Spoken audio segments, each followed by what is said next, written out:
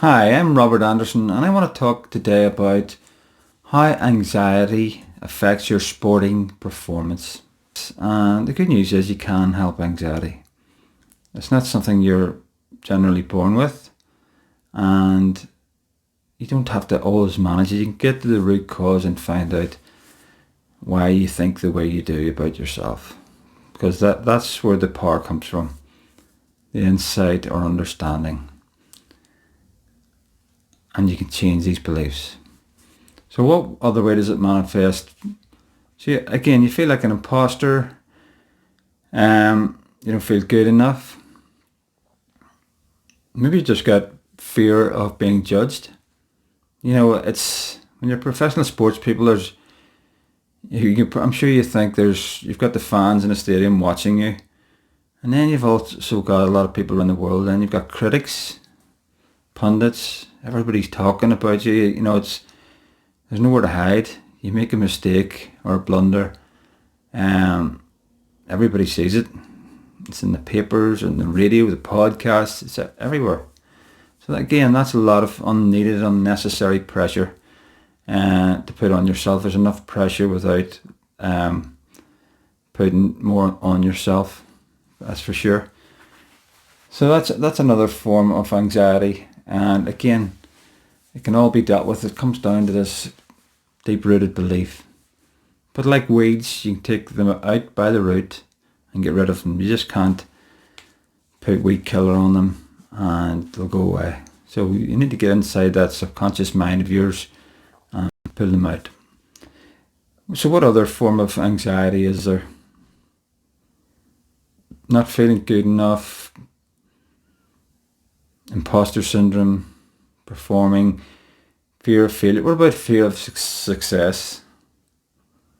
And quite often these two fears exist at the same time. You kind of have a fear of failure, and that leads to a fear of feeling judged. And you put too much opinion on what other people think or their judgments. Even if there is no judgments, you can imagine there are. But quite often there is judgment, but that's human nature, and it's quite often not really that personal. It's they're really judging themselves. Okay, but that's fine, me saying that, but you need to, again, find out where these beliefs started and then deal with them. But let's talk about fear of success. And that's quite a funny one, you might think, fear of success. But again, it's anxiety about the future. What happens when my team win the championship? Maybe they'll buy some money and buy new players, and then I'll get dropped, or I'll be on the bench. It's fear of success. It's not knowing. People like certainty. They like to know what's going to happen. That's why they've got a comfort zone or routine. And people like that, they don't want to go to their comfort zones, even if it means success. Okay, it's just human nature. It's survival. And people like that. And feel safe. And people love to feel safe. And that's a major feature of anxiety, not feeling safe. Things are out of your control. Okay? So wouldn't it be nice to have some certainty about the future? And this can include different types of goals to give you some certainty, because then you're not as anxious about the future, because what you're doing as part of the process of your everyday life that you're working towards is all directed at this goal you've set for yourself. And this takes away some of the anxiety. And again, if you're moving forward, you're not thinking about the past, dwelling on past mistakes. Because again, if you keep doing that, you're just rewiring these old beliefs into your belief system. And they'll re-manifest again and again and again. So again, if you give yourself a good goal to work towards, and that's the beauty about sports, there's always something to work towards. There's the next game, the next match, personal bests, records, there's cups, there's championships, there's getting promotion. There's lots of things you can work towards, but have your own personal goals within those team goals as well. And that'll give you something to look forward to and take away a lot of that anxiety as well.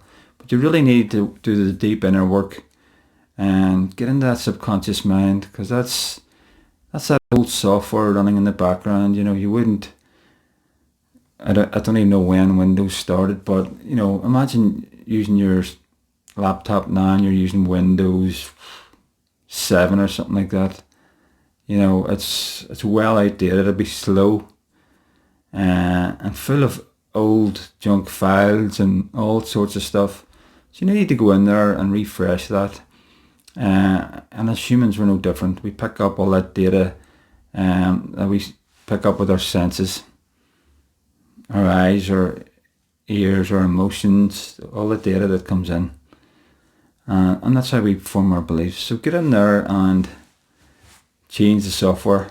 Really look into that and change that at a deeper level. And you'll find you start to have better results. Start to choose your beliefs.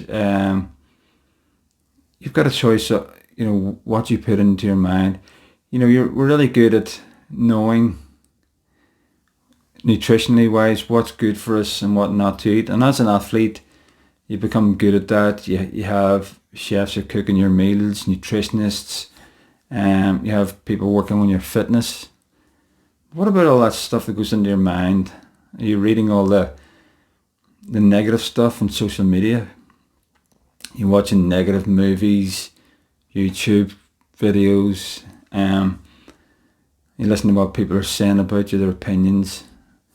And most of the time, it's people's opinions don't matter, which at deep level but it's still going in there because you're paying attention. And think about if you go out for a night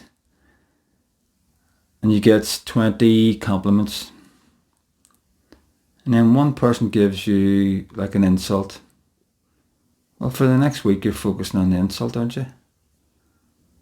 It's the way we're wired, because somewhere deep down, you don't feel good enough. And that's why you're focusing on that. It's like, I knew it wasn't good enough. We're seeking for that confirmation. And it's a vicious cycle. So let's break the cycle and start to look into your subconscious mind. But choose what you read. Choose what movies you watch. Choose who you spend a lot of time with. Choose your team. If your whole team's bringing you down, try and go somewhere that you're appreciated, you're nurtured as well. It's important. Your whole environment's important, as well as your support system, your home life, your friends, your colleagues, your teammates, and it's where you put your attention. That's where the modern currency is, attention. That's why social media is so huge. Attention is currency, and it's short-lived, but in the software of your mind, it's running and running and running and running. So pay attention to what you put in there, and that's how you program yourself for success.